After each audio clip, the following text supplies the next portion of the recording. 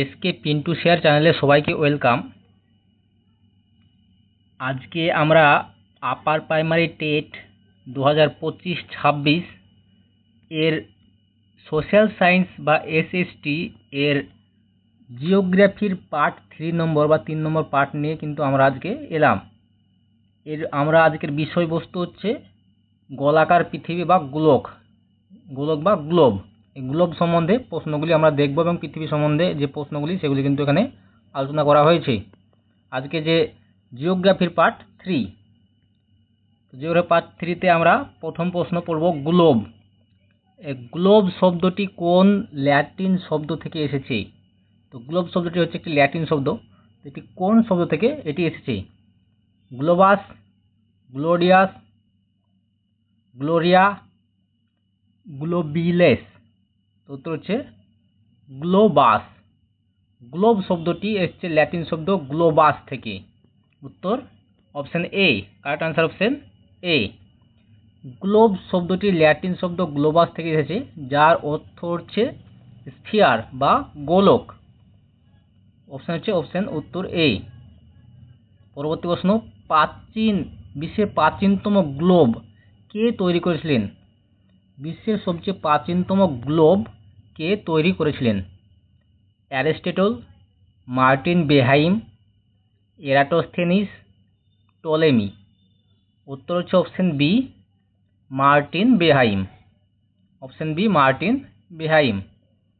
তিনি 1942 সালে 1492 সালে জার্মান মানচিত্রবিদ মার্টিন বেহাইম তৈরি করেন এডাফিল নামে একটি গ্লোব তৈরি করেন।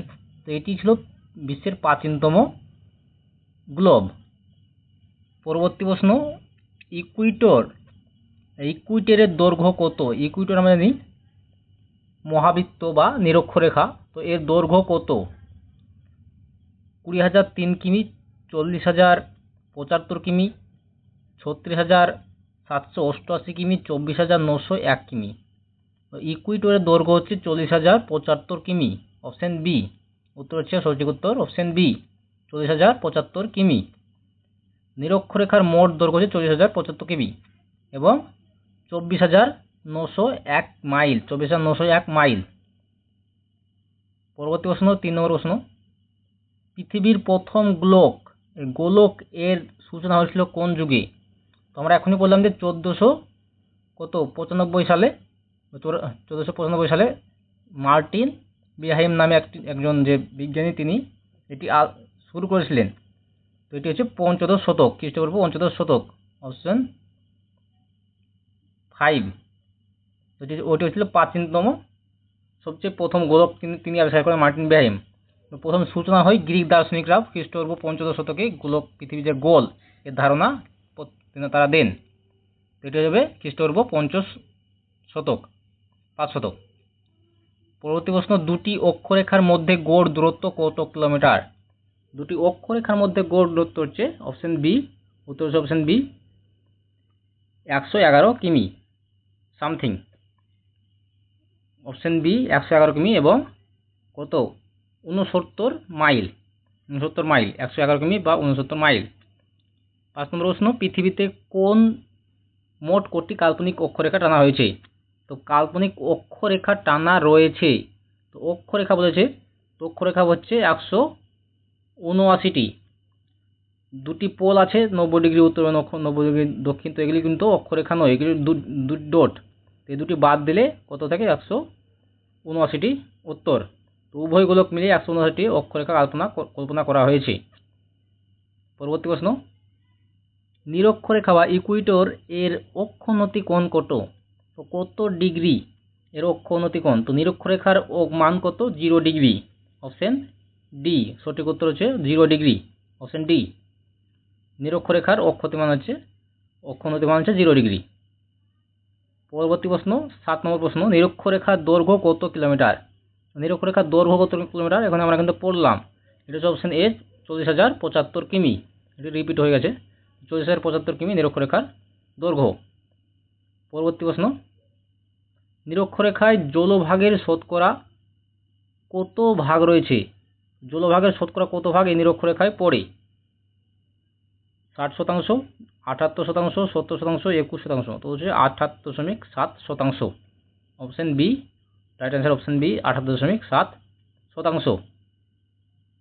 নিরক্ষরেখার ওপর সর্বোচ্চ উচ্চতা কোথায়? নিরক্ষরেখার ওপর মধ্যে পড়ে, তো এর সর্বোচ্চ উচ্চতা কোথায়? আন্দিজ পর্বতমালা, কিলিমাঞ্জারো, কায়াম্বে আগ্নেয়গিরি, ইকুয়েডর, ইটুরি বনাঞ্চল। তো সর্বোচ্চ উষ্ণতা হচ্ছে নিরক্ষরেখার ওপর হচ্ছে কায়াম্বে আগ্নেয়গিরির ইকুয়েডর। অপশন সি সঠিক অ্যান্সার, অপশন সি ভলকানো কায়াম্বো এর ইকুয়েডর নামক অঞ্চলটির এর উচ্চতা কত? 4690 মিটার। এটি হচ্ছে নিরক্ষরেখার সর্বোচ্চ ভূমি। 10 নম্বর প্রশ্ন, কর্কট ক্রান্তি রেখার অক্ষাংশের অবস্থিত কোন অক্ষাংশে অবস্থিত কর্কট ক্রান্তি রেখা? তো কর্কট ক্রান্তি রেখা আমাদের ভারত ওর উপর দিকে আছে, তো এটি হচ্ছে 23°5' উত্তর অক্ষাংশ, 23.5° উত্তর অক্ষাংশ। পরবর্তী প্রশ্ন, কর্কট ক্রান্তি রেখা বর্তমানে প্রতি বছর কত মিটার দক্ষিণে সরে যাচ্ছে?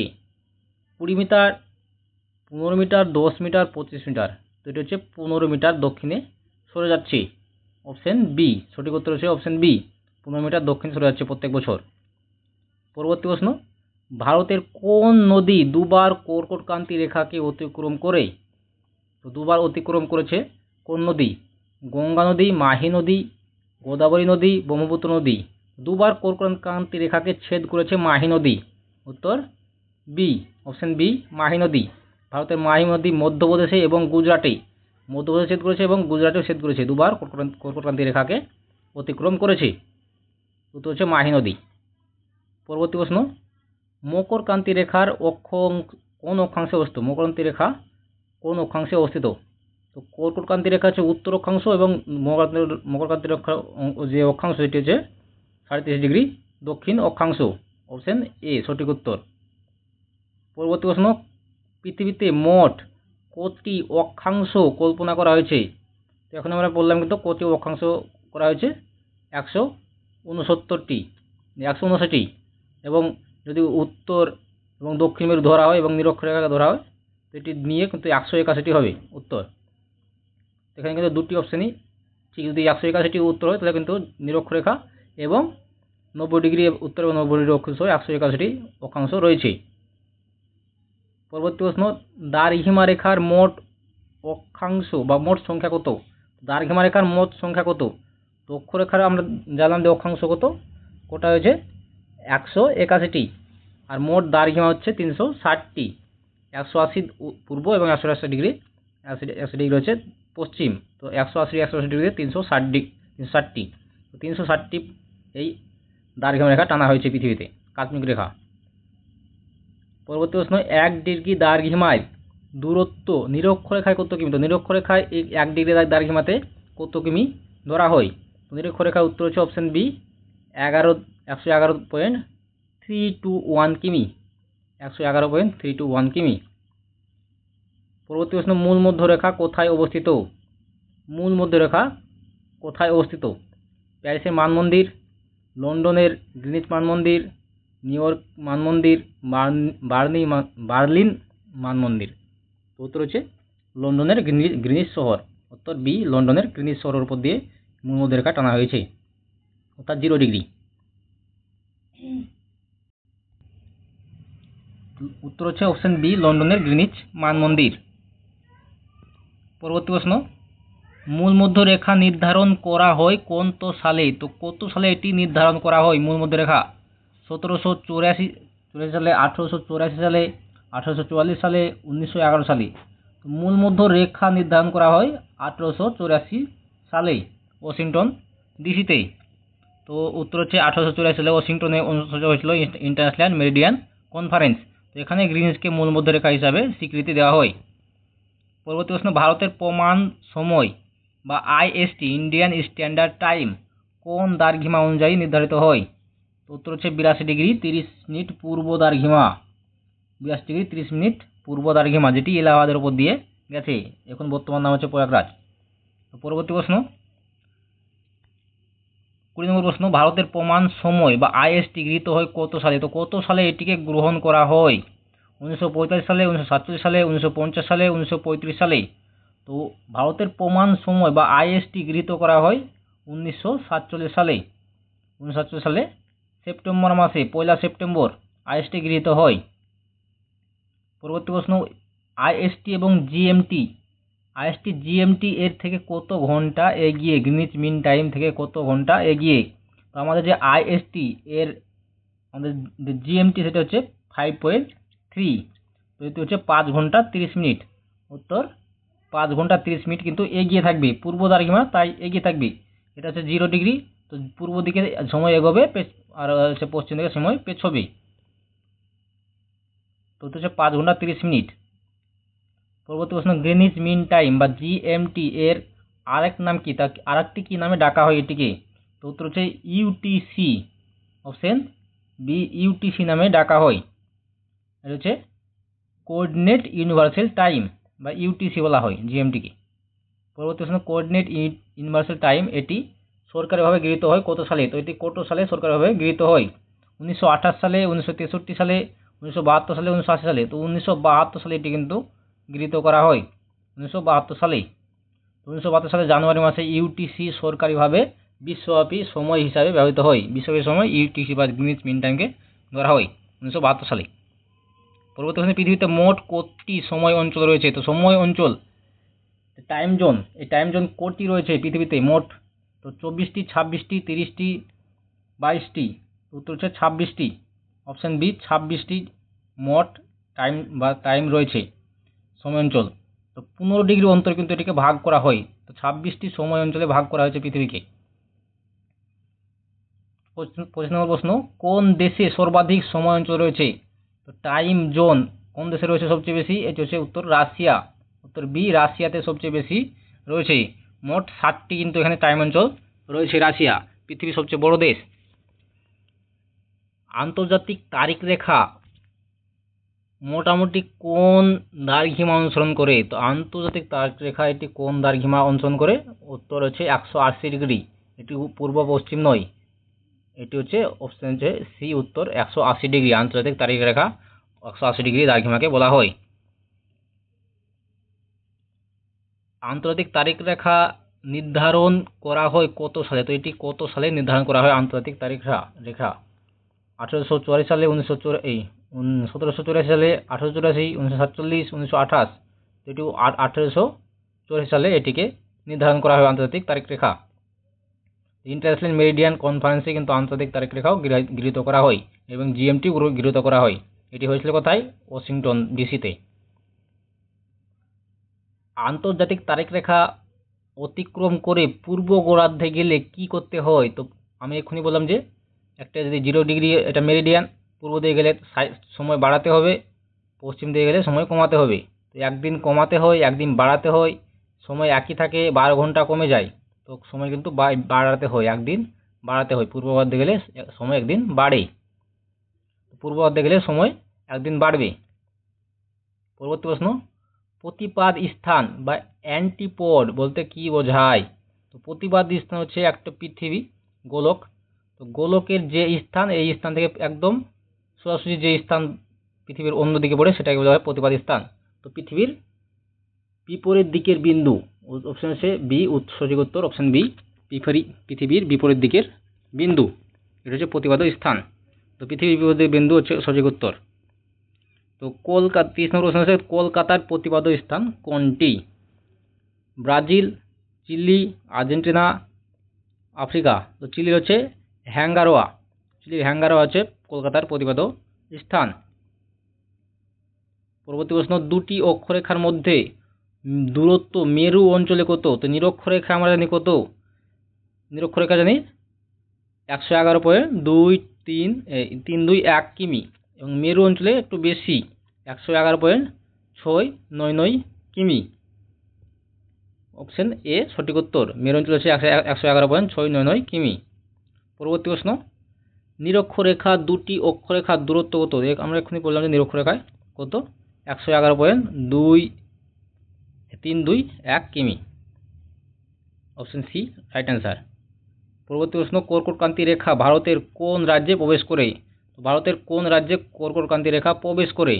রাজস্থান, গুজরাট, মধ্যপ্রদেশ, পশ্চিমবঙ্গ। তো এই 4টি রাজ্যের মধ্যে কিন্তু গেছে। তো প্রবেশ করে প্রথম হচ্ছে গুজরাটে, অপশন বি। গুজরাটে প্রবেশ করে তারপরে যায়। তো প্রথম কর্কট ক্রান্তি রেখা গুজরাটে, ভারতের গুজরাট রাজ্যে প্রবেশ করে। কর্কট ক্রান্তি রেখা ভারতের মোট কত রাজ্যের ওপর দিয়ে যায়? তো কত রাজ্য দিয়ে ওপর দিয়ে এই কর্কট ক্রান্তি রেখা গেছে বা 23.5° উত্তর অক্ষাংশে গেছে? তো অপশন হচ্ছে অপশন ডি উত্তর। সঠিক উত্তর হচ্ছে অপশন ডি 8টি। তো 8টি রাজ্যের মধ্যে দিয়ে গেছে।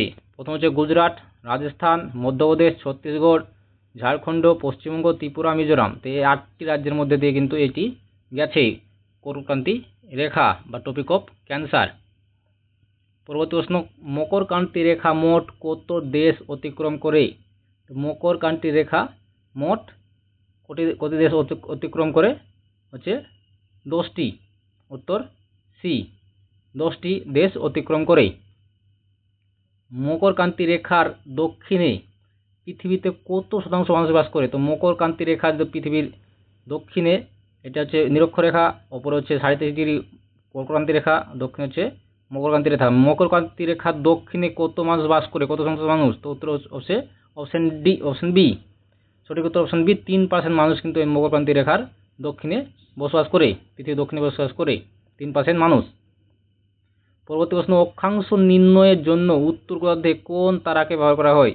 তো উত্তর গোলার্ধের অক্ষাংশ নির্ণয়ের জন্য একটা কনস্ট্যান্ট তারাকে কিন্তু ব্যবহার করা হয়। তো সেটি কোন তারা? সিগমা অ্যাক্টাইন্স বা সিগমা অক্টান্স, ধ্রুবতারা, আরায়ন, সাইরিয়াস। উত্তর হচ্ছে ধ্রুবতারা। উত্তর গোলার্ধে অক্ষাংশ নির্ণয়ের জন্য ধ্রুবতারাকে কনস্ট্যান্ট হিসেবে ধরা হয়। উত্তর বি, অপশন বি, ধ্রুবতারা। দক্ষিণ গোলার্ধে অক্ষাংশ নির্ণয়ের জন্য কোন তারা ব্যবহার করা হয়? তো সিগমা অক্ট্যান্টিস, ধ্রুবতারা, আরায়ন, সাইরিয়াস। উত্তর হচ্ছে দক্ষিণ গোলার্ধে সিগমা অক্ট্যান্টিস। এই সিগমা অক্ট্যান্টিস তারাকে দক্ষিণ গোলার্ধের কনস্ট্যান্ট হিসাবে ধরা হয়, সিগমা অক্ট্যান্টিস। পরবর্তী প্রশ্ন, দ্রাঘিমা রেখার মোট দৈর্ঘ্য কত কিলোমিটার? তো অক্ষরেখার মোট দৈর্ঘ্য আমরা জানি কত, 24,075 কিমি। তো দ্রাঘিমা রেখার মোট দৈর্ঘ্য কত? এটি হচ্ছে 20,003.93 বা 20,004 কিমি, মোট গড়ে 20,004 কিমি। তো উত্তর হচ্ছে এখানে 20,003.93 কিমি। পরবর্তী প্রশ্ন, 1884 সালে ইন্টারন্যাশনাল মেরিডিয়ান কনফারেন্স কোথায় অনুষ্ঠিত হয়? তো এটা আমরা আগে কিন্তু পড়েছি যে 1884 সালে ইন্টারন্যাশনাল মেরিডিয়ান কনফারেন্স, এটিতে 2টি কাজ হয়েছিল। একটা হচ্ছে যে গ্রীষ্মের ওপর দিয়ে 0° মূল মধ্যে রেখা গিয়েছিল এবং আন্তর্জাতিক তারিখ রেখায় 180° এটি পরিমাপ করেছিল। এটি হয়েছিল ওয়াশিংটন, আমাদের যে উত্তর আমেরিকার রাজধানী ওয়াশিংটন, সেই ওয়াশিংটন ডিসিতে হয়েছিল। তো এই ছিল আমাদের প্রশ্ন, 40টি প্রশ্ন। তো পরবর্তী ভিডিওর জন্য আমাদের চ্যানেলটিকে সাবস্ক্রাইব করে দাও এবং একটা লাইক করে দাও। ধন্যবাদ।